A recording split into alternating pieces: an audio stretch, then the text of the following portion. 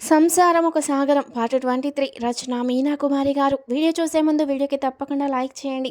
జగపతి జాహ్నవి ఇంటికి చేరారు. చాలా పొద్దుపోయింది. కరెంటు పోయి కిరోసిన్ బుడ్డి దీపాలు వెలిగించారు. తనకు ఇలా జరిగిందని చెప్పుకోవాలనిపించింది అత్తగారిని చూడడమే జాహ్నవికి. కానీ పెదనాన్నగారు ఎవరికి చెప్పకూడదని మాట తీసుకున్నారు. మాట ఇవ్వడం అంటే దేవుడు తీసుకున్నట్లని చెబుతుంది అమ్మ. అందుకే నేను చెప్పకూడదు అని చెంపలేసుకుంది జాహ్నవి. అదేంట్రా, ఇంకా 2 రోజులుందిగా, అప్పుడే నీ పెళ్ళాన్ని తెచ్చావా అంటూ నవ్వింది వీరలంకమ్మ.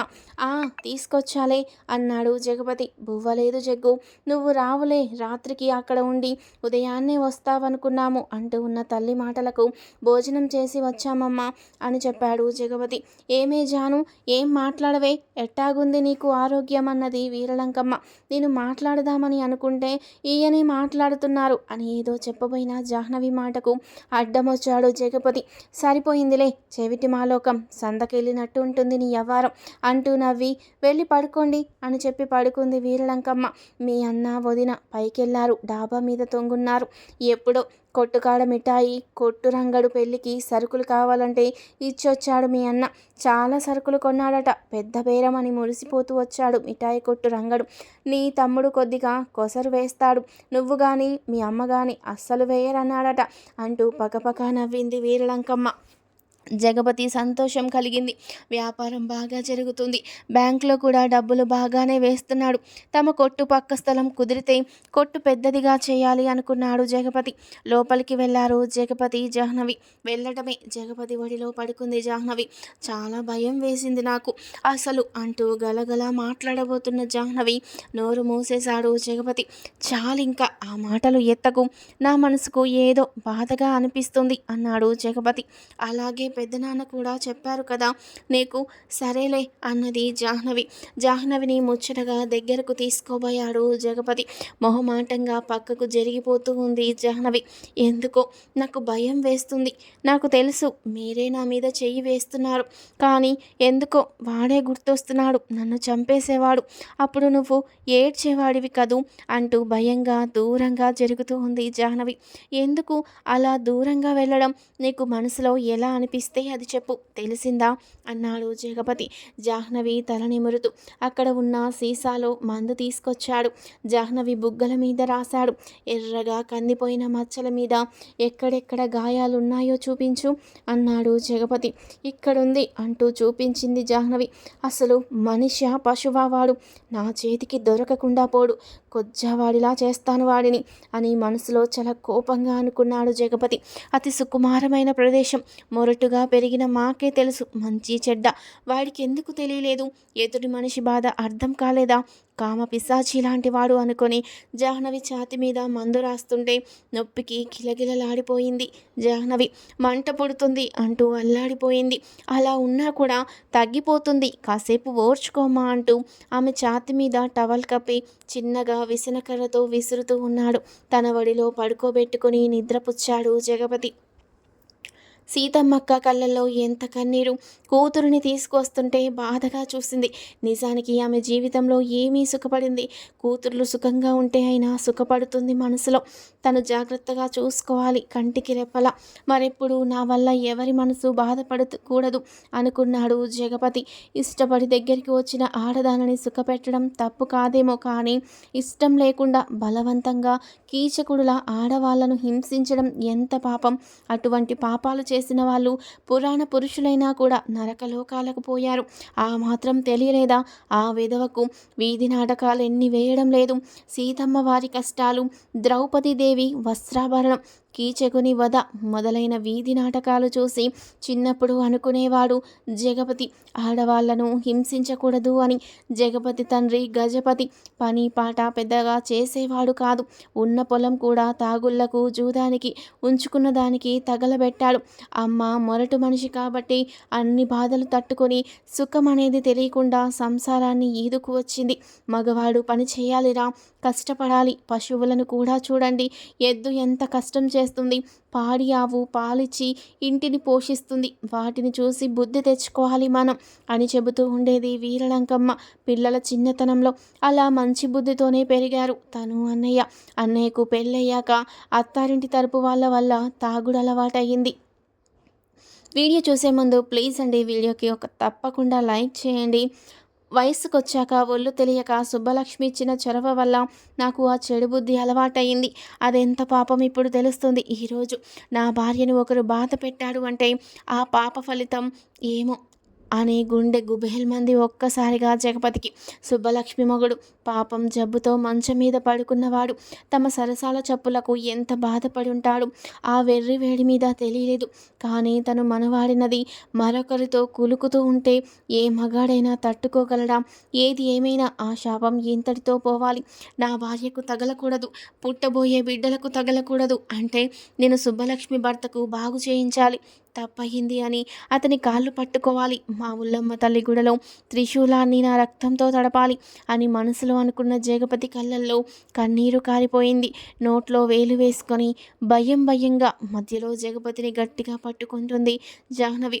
నొప్పి కాస్త తగ్గిందో లేదో అని ఆమె గుండెలపై చేయి వేస్తే భయంతో నిద్రలోనే కలవరిపడిపోతుంది. పసిపిల్లల మనస్తత్వం ఉన్న జాహ్నవిని నా దారికి తెచ్చుకోవడానికి చాలా కష్టపడ్డాను. మళ్ళీ ఇప్పుడు భయపడిపోయింది జాహ్నవి. తను జాగ్రత్తగా చూసుకోవాలి. నిజమే, జగపతికి 15 ఏళ్ల వయసు. అప్పుడు ఎదురు నుండి లారీ వచ్చేస్తే బైక్ మీద వెళుతూ పక్కకు తప్పించేశాడు. అదృష్టం కొద్దీ లోయలో పడకుండా ముళ్ళ కంచెలో పడిపోయాడు అదుపు తప్పి. ఆ తర్వాత బైక్ కొన్నాళ్ళు ముట్టుకోలేకపోయాడు, భయపడిపోయాడు. తను కూడా అటువంటి మృగంలా ఒకడొచ్చి మీద పడితే ఆ క్షణంలో అభం శుభం తెలియని జాహ్నవి మనసు ఎంత తల్లడిల్లిపోయి ఉందో అన్న ఊహలో అర్థం చేసుకున్నాడు జగపతి. బయట పెడితే జాహ్నవి గురించి వేరుగా మాట వస్తుంది. బయట పడకుండా వాడిని కుమ్మేయాలి అంటే మంచి మార్గం ఆలోచించాలి. కానీ వాడిని వదలకూడదు. రాక్షస పళ్ళతో నా ప్రాణాన్ని గాయపరుస్తాడా వెధవ అని ఆలోచిస్తూ ఆ రాత్రి సరిగ్గా నిద్రపోలేదు జగపతి. తెల్లారిపోయింది జాహ్నవికి. మెలుకు వచ్చింది. అవును, పెద్దమ్మ తనకు చాలా విషయాలు చెప్పింది అనుకుంటూ చక్కగా పక్కలు మడత పెట్టి సర్దేసింది తానే. ఆశ్చర్యంగా చూస్తున్నాడు జగపతి. ఇల్లు శుభ్రంగా చిమ్మివేసింది. బయటకు వెళ్ళి వాకిలి ఊడ్చి కల్లాపేసి ముగ్గులు పెట్టింది. వీరలంకమ్మ లేచి జాహ్నవి వైపు చూసింది. ఆశ్చర్యపోయింది. ముగ్గులు ఎంత చక్కగా వేసింది అని జాహ్నవి వైపు చూస్తే జాహ్నవి నవ్వింది అందంగా. ఒరే జగపతి, నువ్వు మనిషివేనా అంటూ తిడుతూ ఉంది వీరలంకమ్మ. ఎందుకు అత్తయ్య, నేను వాకిలి ఊడ్చి ముగ్గు వేయకూడదా? నచ్చకపోతే చెప్పండి, ఆయనను తిట్టకండి, ఆయన చాలా మంచివారు అంటూ కళ్ళనీళ్లు పెట్టుకుంది జాహ్నవి. ఒరేయ్, దాని ముఖం చూడు, ఏడుపు ముఖం. తాగుబోతైనా కూడా నీ అన్న బాగానే ఉన్నాడు కదరా. ఎర్రటి బుగ్గలు పల్లగాట్లతో కందిపోయాయి. వెధవ వెధవ. ఆ పిచ్చి ముఖం దాన్ని చూసి ఎలా చేయబుద్దయిందలా అంటూ తిట్టింది వీరలంకమ్మ కోపంతో. ఇలాంటివి కూడా కొడుకును అనాల్సి రావడం నా కర్మ అని నెత్తి కొట్టుకుంది వీరలంకమ్మ. కిందకొచ్చిన అంజమ్మ సంతోషంగా నవ్వుకుంది. ఎర్రగా ఉంటే ఎవరికైనా అలాగే ఉంటుంది. రెమ్మ తెగులు పుడుతుంది. వదిలిపోయింది, అల్లాడిపోవాలి దొంగ మొహంది అని తిట్టుకుంది అంజమ్మ. తల్లి తనను ఎందుకు తిడుతుందో అర్థమయ్యింది జగపతికి. మాట్లాడకుండా వెళ్ళిపోయాడు. జాహ్నవి కూడా ఏడుస్తూ లోపలికి వెళ్ళిపోయింది. తనేదో చేస్తే కోపం వచ్చి తన భర్తను తిట్టారు అనుకుంటుంది జాహ్నవి. లోపలికి వెళ్ళు ఏడుస్తూ వచ్చింది జాహ్నవి. నా వల్లే మీకు అన్ని మాటలు వచ్చాయి. నేను శుభ్రంగానే చేశాను పనులు, కానీ అత్తయ్యకు నచ్చలేదు అంటూ ఏడుస్తూ ఉంది. జగపతి చేయి పట్టుకొని జాహ్నవి, లేదు జాను, నువ్వు చేసిన పనులు చాలా బాగున్నాయి. కొట్టు దగ్గర ఏదో గొడవ, అందుకే అమ్మ నా మీద కోపంగా ఉంది అంతే. అది సరే కానీ పెద్ద ఆరిందాలాగా పనులు బాగానే చేస్తున్నావే అంటూ నవ్వాడు జగపతి. అవును, ఇలాగే చేయాలట, పనులు మీ చేత చేయించకూడదట, పెద్దమ్మ చెప్పింది, అమ్మ కూడా చెప్పింది అంటూ ఆనందంగా చూసింది జాహ్నవి. నొప్పులు తగ్గాయా అన్నాడు జగపతి. వెంటనే జాకెట్ హుక్స్ తీసి చూసుకుంది జాహ్నవి. చాలా వరకు మాడిపోయింది గాయం. 2 రోజులు రాస్తే సరిపోతుందన్నాడు జగపతి. జగపతి తాకి చూస్తే నొప్పి కూడా తగ్గిందన్నది నవ్వుతూ జాహ్నవి. జగపతి జాహ్నవి చేతులు పట్టుకొని ముద్దు పెట్టుకున్నాడు. మీకు ఇష్టమైనట్టు ఉండాలని చెప్పారు, కానీ నాకు భయం వేస్తుంది అన్నది జాహ్నవి అమాయకంగా. నువ్వు భయపడాల్సిన అవసరం ఏమీ లేదు, నీకు ఇష్టమైనప్పుడే ఏదైనా, సరేనా అన్నాడు జగపతి నవ్వుతూ. అలాగే అంటూ నవ్వింది జాహ్నవి.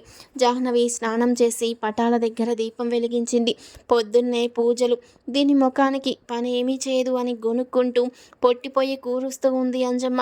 జాహ్నవి దేవుడికి దండం పెట్టుకొని, మేం బాగుండాలి, ఎదురింటి బామ్మగారు, అమ్మ వాళ్ళు అందరూ మంచివాళ్ళు, ఊర్లో ఉన్న అక్క వాళ్ళు అందరూ బాగుండాలి అని దండం పెట్టుకొని వంటింట్లోకి వెళ్ళింది. కిరసనాయిలు స్టవ్ వెలిగించింది. జావ కాసి అత్తగారికి తీసుకెళ్ళింది. కమ్మగా ఉన్నాయి జావ అంటూ నవ్వింది వీరలంకమ్మ. చాలా నేర్చుకున్నాను అత్తయ్య. కూరలు కూడా చేస్తున్నాను. టమాటా పచ్చడి బాగా చేశాను. పెదనాన్నకు బాగా నచ్చింది అంటూ గలగలా మాట్లాడుతున్న జాహ్నవి వైపు చూస్తూ ఉంది వీరలంకమ్మ నవ్వుతూ. ప్లేట్లో ఇడ్లీ వేస్తున్న అంజమ్మ వైపు చూసి, ప్లేట్లోకి కాస్త వెన్న రాస్తే అంటుకోకుండా వస్తాయక్క అంటూ ఇడ్లీ ప్లేట్లకు వెన్న పూస తీసి రాసి ఇడ్లీలు వేసి రెడీ చేసి ఇచ్చింది జాహ్నవి. ఇడ్లీలోకి టమాటా చట్నీ బాగుంటుందని పక్కనే వారి స్థలంలో ఉన్న టమాటా కాయలు, అక్కడే ఉన్న పచ్చిమిర్చి కొత్తిమీరను కూడా కోసుకొచ్చింది జాహ్నవి. చకచక కత్తిపీటతో కోసి నూనెలో వేయించింది. పచ్చడి రోట్లో నూరుతున్న జాహ్నవి వైపు చూసి ఆశ్చర్యపోయింది అంజమ్మ. దొంగమొహంది, పని వచ్చే తప్పించుకుంది ఇన్నాళ్ళు. బావగారికి, భర్తకు, అత్తగారికి ఇడ్లీలు పెట్టింది జాహ్నవి. అబ్బా, ఇడ్లీలు కమ్మగా ఉన్నాయి, పచ్చడి కూడా చాలా బాగుంది అంటూ మెచ్చుకున్నాడు శేషగిరి. అవునండి బావగారు, వెన్నపూస రాసి ఇడ్లీ వేస్తే కమ్మగా ఉంటాయి. పచ్చడి చేసి తాలింపేశాను నెయ్యి వేసి అంటూ గలగలా చెప్పింది జాహ్నవి. చాలా బాగుంది టిఫిన్ అన్నాడు జగపతి నవ్వుతూ జాహ్నవి వైపు చూస్తూ ముచ్చటగా.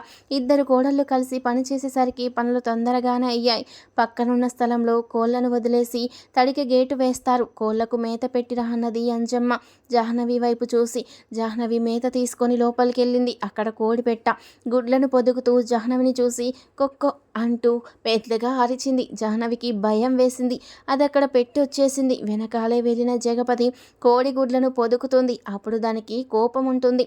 నువ్వు కొత్తగా వెళ్తున్నావు కదా, ఇలారా అంటూ బొబ్బో అని పిలిచి కోళ్లకు మేత వేశాడు జగపతి. అక్కడ వేరే కోడి, దాని పిల్లలొచ్చి మేత తింటూ ఉన్నాయి. ముచ్చటగా చూస్తూ నవ్వుతూ ఉంది జాహ్నవి. వీడియో చూసే ముందు ప్లీజ్ అండి వీడియోకి ఒక్క లైక్ చేయండి ప్లీజ్. ఈ కోడి పిల్లలు చాలా ముద్దుగా ఉన్నాయి అంటున్న జాహ్నవికి ఒక పిల్లను తీసి జాహ్నవి చేతిలో పెట్టాడు జగపతి. అయ్యో, ఎంత ముద్దొస్తున్నావే అంటూ దాన్ని ముద్దు పెట్టుకోబోయింది. అది ఎగిరి కింద పడింది. అయ్యో, దానికి దెబ్బ తగిలిందా అన్నది భయంగా జాహ్నవి. లేదు, దానికి అలవాటే అంటూ నవ్వాడు జగపతి. పొదుగుతున్న కోడికి దగ్గర ఉన్న చిన్న తడిక పక్కకు జరిపి మేత పెట్టాడు జగపతి. అదేంటి గుడ్లు అలాగే ఉన్నాయి, పిల్లలు ఇంకా రాలేదా అన్నది జాహ్నవి కళ్ళు పెద్దవి చేసి చూస్తూ. దానికి సమయం కావాలని చెప్పాడు జగపతి. ఇలా చేయాలి, అలా చేయకూడదని చూపించాడు చేయాల్సిన పనులను. అలాగే రేపటి నుండి అలాగే చేస్తానన్నది జాహ్నవి. బయట సరిగ్గా వేసుకో ఇలా అని ఒక పక్కకు లాగి పిన్నీస్ పెట్టాడు జగపతి. ఇక్కడ నొప్పిగా ఉండేసరికి నేను పిన్నీస్ పెట్టుకోలేదు అన్నది జాహ్నవి. ఏమీ కాదు, ఇక్కడ కింద చూసుకొని నడవాలి అంటూ అక్కడ ఉన్న 2 మేకలకు మేత ఎలా వేయాలో చూపించి లోపలికి వెళ్ళిపో, ఒక్కదానివే రాకు అని చెప్పాడు జగపతి. అలాగే అని చెప్పి లోపలికి వెళ్ళిపోయింది జాహ్నవి. కొట్టు దగ్గరికి వెళ్ళిన జగపతి సుబ్బలక్ష్మి భర్తకు ఆచారి దగ్గర మందు తయారు చేయించి పంపించాడు. కుర్రవాడికిచ్చి గంగవ్వకు ఇవ్వమని. వీరలంకమ్మ గొడ్ల చావిడిలోకి వెళ్ళింది. అక్క, వంకాయలు కాచాయి, ఎర్రగా వేయించనా అన్నది జాహ్నవి. వేయించు, ఎండు చేపల పులుసు నేను పెడతాలే అని గట్టిగా అరిచి చెప్పింది వీరలంకమ్మ. అంజమ్మ ఆ బట్టలు మొత్తం ఉతికి ఆరబెట్టు, ఎండ పెళ్ళున వస్తుంది అని చెప్పి వెళ్ళింది. జాహ్నవి వాళ్ళ అత్తగారు వైపు చూస్తూ నిలబడింది. అక్కడున్న ఒక పెద్ద ముళ్ళ చెట్టుని గొడ్డలితో నరుకుతుంది వీరలంకమ్మ. అది ముక్కలు ముక్కలుగా కొడుతుంది. కూర్చొని ఆ పుల్లలు ఎండబెట్టి పొయ్యిలోకి వాడతారు కదూ అనుకుంది జాహ్నవి. అవును, పెద్దమ్మ చెప్పారు, మీ అత్తగారిని కూడా చూసి నేర్చుకో ధైర్యం అని. అంతకు మునుపు ఎండబెట్టిన పుల్లలు తీసుకొచ్చి పొయ్యి దగ్గర పెట్టి గంప తీసుకొని పొలం పనులకు వెళ్ళిపోయింది వీరలంకమ్మ. ఇంతలో పొయ్యి దగ్గర ఏదో కాలుతున్న వాసన వచ్చింది జాహ్నవికి. ఇలా అందరి బట్టలు నేను ఉతికి ఎండేయాలంట అని అక్కసుతో జాహ్నవి పట్టులంగా ఉంటే అది పొట్టు పొయ్యిలో కుక్కింది అంజమ్మ. అది కాలుతున్న వాసన బయటకొచ్చింది. అయ్యో, ఏమైందక్క అన్నది జాహ్నవి. విడిచిన లంగా తెచ్చి పొట్టు పొయ్యి దగ్గర పెట్టుకుంటారా, తగలబడిపోయింది, కళ్ళు కనిపించడం లేదా నీకు అంటూ తిట్టింది అంజమ్మ. నేను అక్కడ పెట్టలేదు, విడిచిన బట్టలు దగ్గరే ఉంచాను అన్నది జాహ్నవి. నడుచుకుంటూ వచ్చిందా, ఆ మాత్రం జాగ్రత్త లేకపోతే ఎలా అన్నది అంజమ్మ కోపంతో. మనసులో సంతోషంతో చాలా మంచి బలవంతంగా పెద్దమ్మ కుట్టించింది అని చెప్పి బాధపడింది జాహ్నవి. అవును, ఎప్పుడు మీ పెద్దమ్మ పెద్దనాన్న అంటావు, మీ నాన్న గురించి చెప్పవే అన్నది అంజమ్మ. మా నాన్న మా ఇంటి దగ్గర ఉండరు, పంకజం అనే ఆమె దగ్గర ఉంటారట అని అమాయకంగా చెప్పింది జాహ్నవి. ఎందుకు, దాన్ని మీ బాబు ఉంచుకున్నాడా అన్నది వెటకారంగా అంజమ్మ. ఏమో నాకు తెలీదు అన్నది ఆ మాటకు అర్థం తెలియని జాహ్నవి. అంటే మీ విషయాల్లో మీ నాన్న ఏవి పట్టించుకోడు అంతే కదా అన్నది నిర్లక్ష్యంగా అంజమ్మ. అవును అంటూ కళ్ళనీళ్లు పెట్టుకుంది జాహ్నవి. మరి నీకు పెళ్లి పనులన్నీ మీ పెద్దనాన్న చేశాడా, మీ మీద అంత ప్రేమ ఎందుకు అతగాడికి అంటూ వంకరగా మాట్లాడింది అంజమ్మ. ఏమో, మేమంటే చాలా ఇష్టం మా పెద్దనాన్నకు అన్నది జాహ్నవి నవ్వుతూ. అయినా బుగ్గలలా కొరుకుతుంటే ఎలా ఊరుకున్నావే పిచ్చి మొహమ అంటూ ఒక రకంగా మాట్లాడింది అంజమ్మ. ఏం చేయను, అలా మీద పడి కొరుకుతుంటే తప్పించుకోలేకపోయాను అన్నది జాహ్నవి. జాహ్నవి నిజం చెప్తుందా చెప్పదా కామెంట్ చేయండి. వీడియో నచ్చితే లైక్ చేసి సబ్స్క్రైబ్ చేసుకోండి. Thank you for watching.